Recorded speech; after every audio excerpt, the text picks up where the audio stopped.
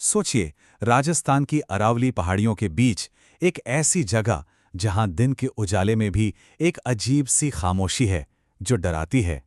हम बात कर रहे हैं भानगढ़ के किले की। एक ऐसा नाम जो अपने इतिहास से कहीं ज्यादा अपनी डरावनी कहानियों के लिए मशहूर है। और देखिए, ये कोई सुनी सुनाई बात या अफवाह नहीं है। ये एक ऑफिशियल वार्निंग है जिसे खुद आर्कियोलॉजिकल सर्वे ऑफ इंडिया यानी एएसआई ने लगाया है।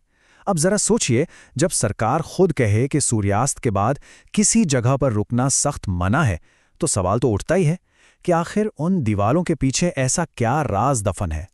और इसी वजह से, इसी टैग की वजह से भानगढ़ उन लोगों के लिए एक हॉटस्पॉट बन गया है जो रोमांच और कह सकते हैं कि अनदेखी दुनिया की तलाश में रहते हैं। लोग दूर दूर से यहाँ आते हैं, शायद उन आवाज़ों को सुनने के लिए जो इन खंडहरों में गूंजती हैं। लेकिन सवाल आज भी वही है, आखिर हुआ क्या था कि एक पूरा का पूरा शहर रातों रात वीरान हो गया। इन डरावनी कहानियों के बीच हम अक्सर भानगढ़ के उस शानदार अतीत को भूल जाते हैं जब ये किला भूता नहीं बल्कि राजपूताना शान का प्रतीक हुआ करता था। तो चलिए एक पल के लिए इन कहानियों को साइड में रखते हैं और उस दौर में चलते हैं जब यहाँ सच में जिंदगी थी। तो इसकी कहानी शुरू होती है 1583 में, जब आमेर के राजा भगवंत दास ने अपने बेटे माधो सिंह के लिए इस किले की नींव रखी थी। 17वीं शताब्दी आते आते ये एक फलता फूलता चहल पहल वाला शहर बन गया जिसमें लगभग 9000 घर थे। आप कल्पना कर सकते हैं कि यहाँ कितनी रौनक रही होगी। लेकिन फिर 1720 के आसपास अचानक सब कुछ बदलने लगा। शहर की आबादी घटने लगी और देखते ही देखते ये हमेशा के लिए खामोश हो गया। आज जो हम देखते हैं वे सिर्फ खंडहर नहीं हैं, ये उस दौर के राजपूत और मुगल आर्किटेक्चर के शानदार संगम की गवाही देते हैं। जरा सोचिए, ये मजबूत दीवारें, ये बारीक नक्काशी और ये बालकनियां, कभी यहाँ से शाही संगीत की धुनें गूंजती होंगी। ये खंडहर उस कला और उस भव्यता की एक खामोश कहानी है जो वक्त के साथ कहीं खो गई। इतिहास के पन्नों में इस बात का कोई साफ जिक्र नहीं है कि भानगढ़ आखिर वीरान क्यों हुआ। और जहाँ इतिहास खामोश हो जाता है, वहाँ से लोक कथाएं शुरू होती हैं।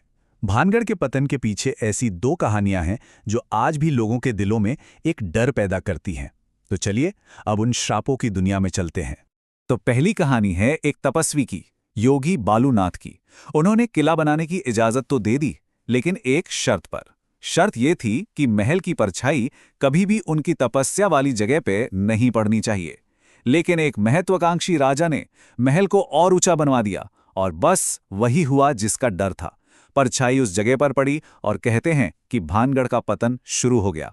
अब दूसरी कहानी, जो शायद सबसे ज्यादा मशहूर है, वो है एक तांत्रिक, सिंघिया और बेहद खूबसूरत राजकुमारी रत्नावती की। तांत्रिक ने राजकुमारी को अपने काले जादू के वश में करने की कोशिश की, लेकिन राजकुमारी उसकी चाल समझ गई। मरने से ठीक पहले उस तांत्रिक ने पूरे शहर को श्राप दे दिया कि यहां कोई भी आत्मा कभी चैन से नहीं रह पाएगी।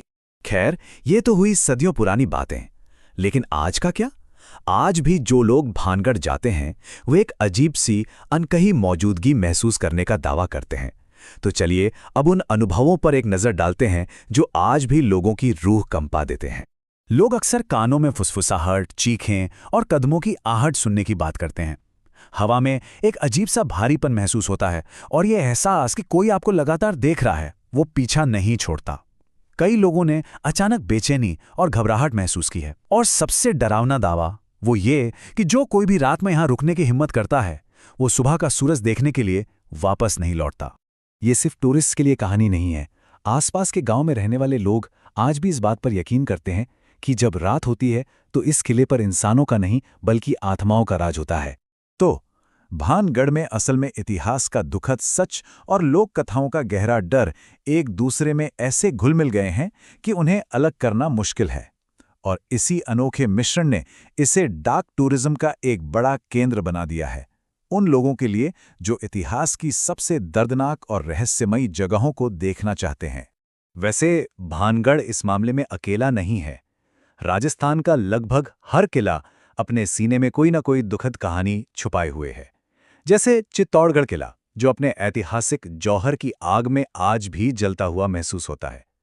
यही दुखद घटनाएं इन किलों को सिर्फ पत्थर की इमारतें नहीं रहने देती, बल्कि इन्हें जीती जागती कहानियों का घर बना देती हैं।